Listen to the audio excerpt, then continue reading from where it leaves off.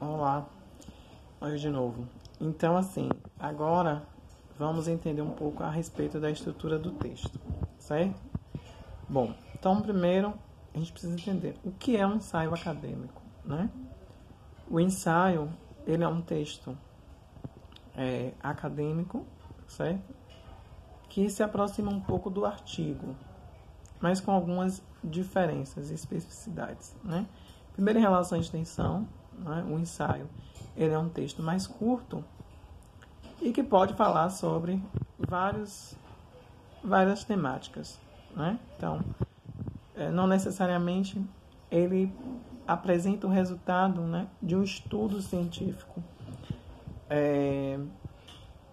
de campo, né, que é uma das características do artigo. Geralmente o artigo ele é resultado de um estudo que a gente faz, né, de campo, ou também há, né, os artigos de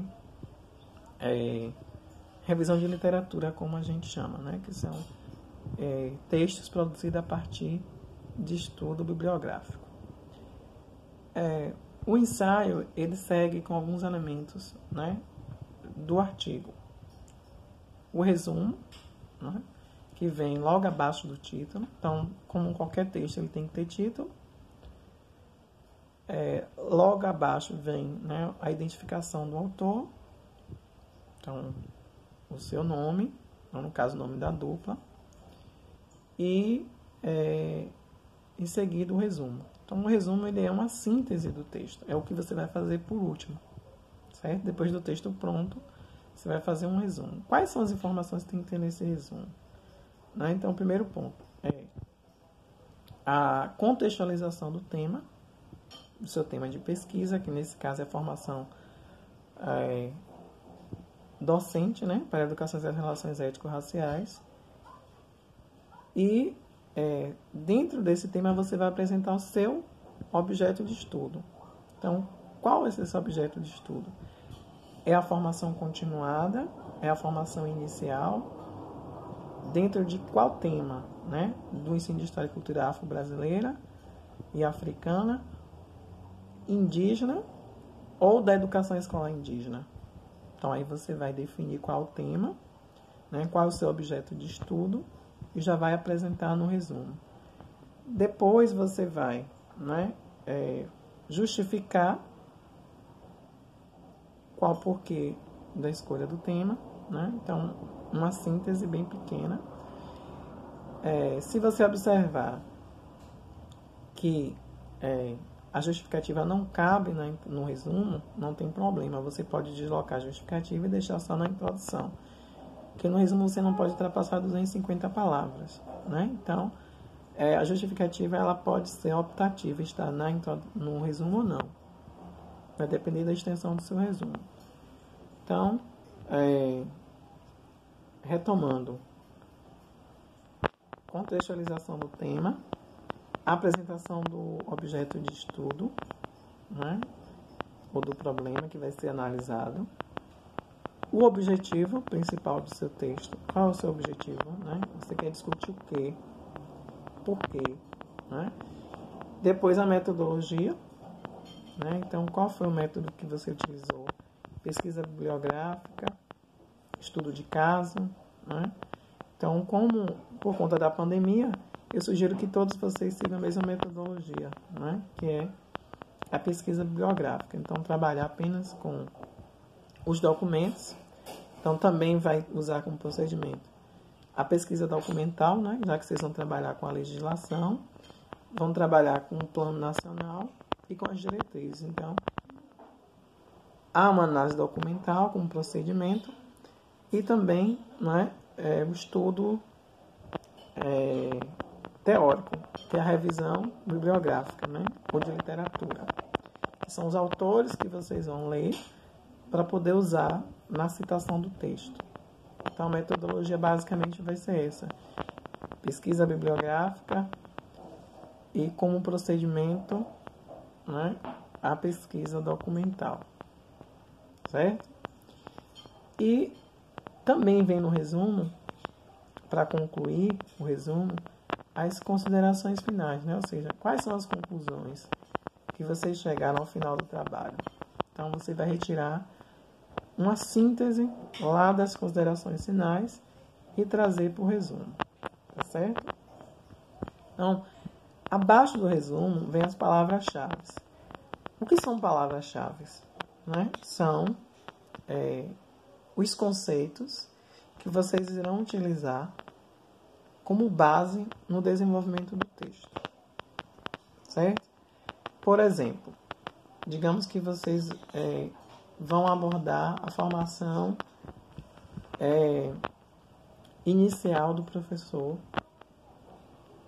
no curso de licenciatura, né? E vai analisar a disciplina lá de História e Cultura Afro-Brasileira no currículo. Então, quais seriam, né, as palavras-chave? Você poderia colocar pedagogia, né, identificando o curso, currículo, né, uma segunda palavra-chave seria currículo, uma terceira palavra-chave seria História e Cultura Afro, né, brasileira, e uma quarta palavra é História Africana. Então, aí eu teria as minhas palavras-chave. Então, que são palavras que eu vou desenvolver, né, ao longo do trabalho, certo? Então, depois das palavras-chave vem a introdução. A introdução, ela deve ter, no máximo, uma página e meia, né, no máximo. Então, na introdução, você vai repetir alguns elementos do resumo, né, contextualização do tema, apresentação do problema, aí sim vai ter que trazer a justificativa, né? Qual a importância acadêmica da discussão desse texto? Por que é importante discutir formação continuada, né, no campo que você escolheu? Qual a contribuição do seu texto para essa discussão acadêmica, né? E, novamente, trazer os objetivos. Então, eu vou fazer tudo isso, professor, como um parágrafo para abordar cada um desses elementos é suficiente, né? Então, um parágrafo para a apresentação do tema e a contextualização. Depois, mais um parágrafo para falar da justificativa. Não precisa mais que um parágrafo. Depois, na sequência, outro parágrafo para falar do objetivo do texto. Depois, outro parágrafo curto para falar da metodologia, né? E depois, outro parágrafo para falar da estrutura do texto. Como é que seu texto está organizado? Então, você vai, por exemplo, dizer que o seu texto está organizado em duas partes. A primeira parte vai falar a respeito, né, dos documentos normativos para a implementação das diretrizes curriculares, né, do ensino de História e Cultura Afro-Brasileira e Africana. Então, aí você vai fazer uma abordagem desde 2003, com a lei, né, depois a criação das diretrizes e tal. E a segunda parte vai ser para analisar, né, os desafios para a implementação das diretrizes na educação básica, por exemplo.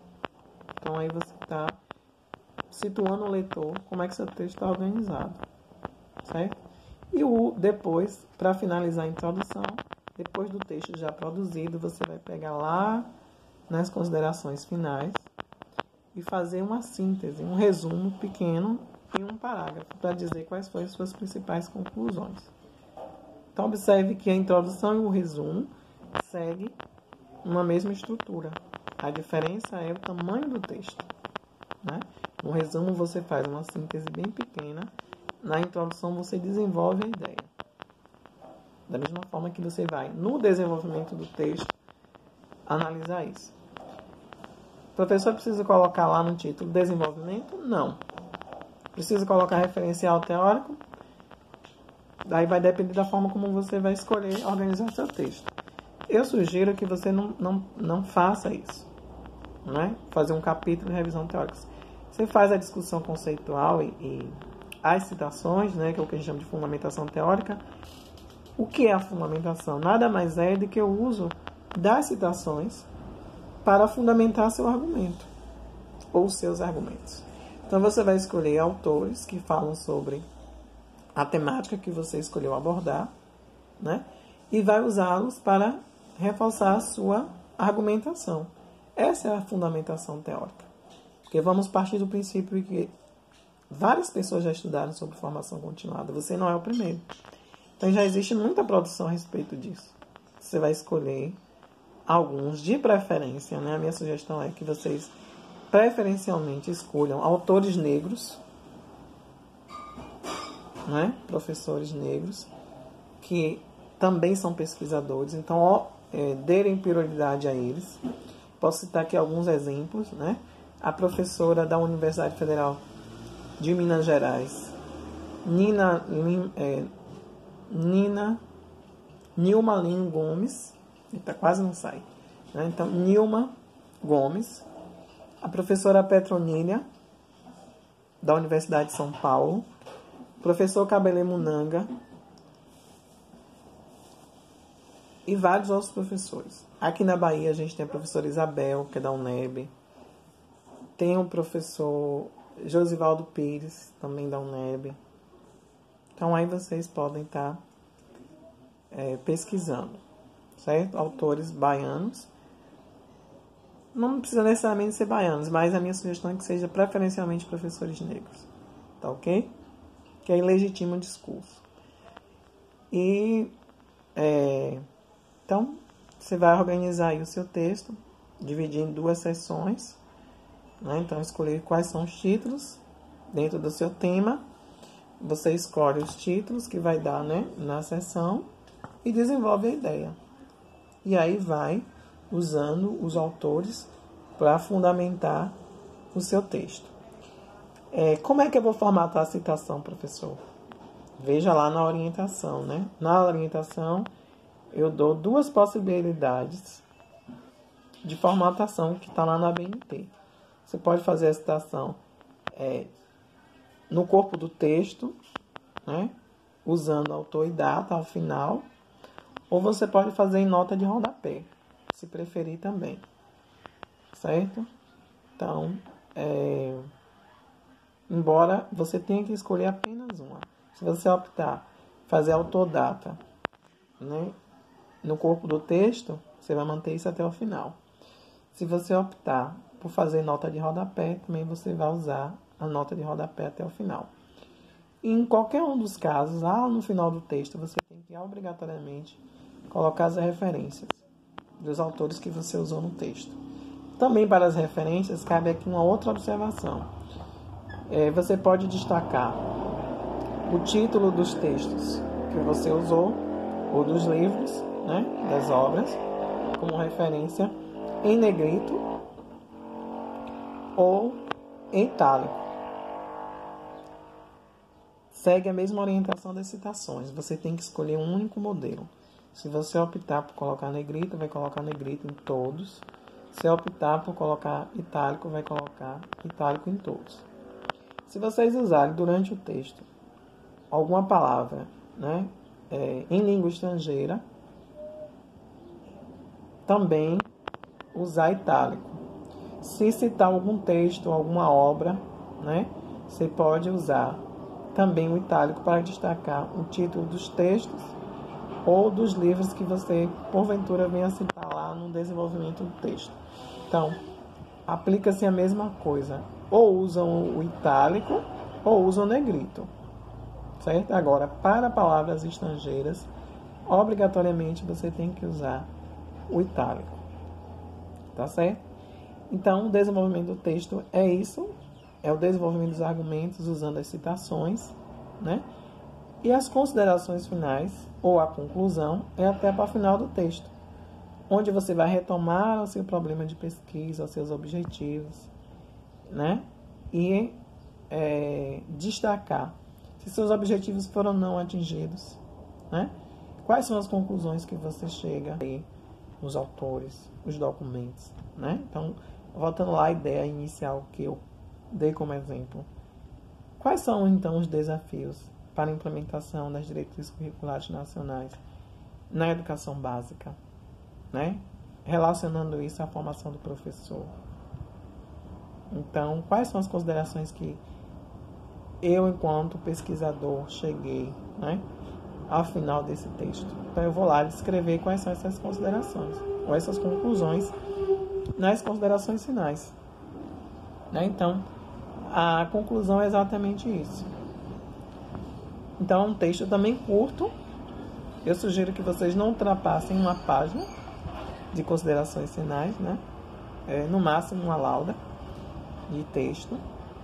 E que vocês, aí vem uma orientação, não devem usar citações nas considerações finais, certo? As considerações finais, elas são destinadas especificamente às conclusões do autor. Nesse caso, as conclusões da dupla, ou individual para quem optar individual, certo? Então, vocês vão colocar apenas as suas conclusões. Então, nesse caso, não usar a citação, certo? E aí, a última parte são as referências, que é onde você vai citar todos os autores que vocês leram, né? E também citar os documentos que vocês utilizaram.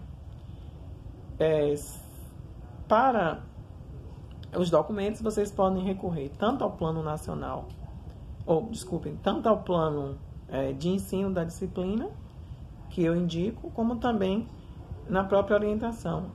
Todas essas referências que já estão lá na bibliografia, elas já estão formatadas de acordo com as normas da ABNT.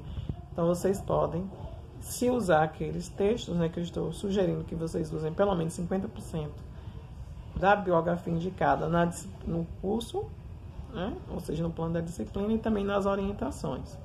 Então, é só copiar lá a bibliografia e colocar no final do seu trabalho, porque elas já estão dentro da formatação, certo? Então, assim, as dúvidas em relação à estrutura do texto que forem surgindo ao longo da escrita e da formatação, vocês podem tirar comigo via WhatsApp, né, chamada de vídeo, ligação ou por mensagem, tá certo? Então, bom trabalho a todos e qualquer dúvida estou à disposição. Um abraço.